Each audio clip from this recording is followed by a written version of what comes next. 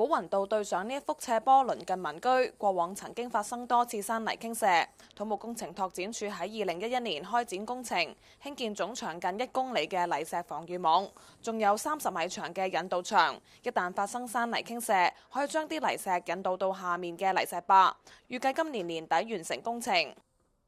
全港有2700幅呢一類嘅天然斜坡被納入長遠防治山泥傾瀉計劃。土木工程拓展署每年會根據風險程度同埋對居民嘅影響，抽30幅進行緩減工程。當局指香港上年有241宗山泥傾瀉報告，雖然比過去20年平均每年300宗低，但隨住極端天氣越嚟越頻繁，山泥傾瀉風險亦都增加。我哋相信呢個都係我哋未來嘅挑戰嚟嘅。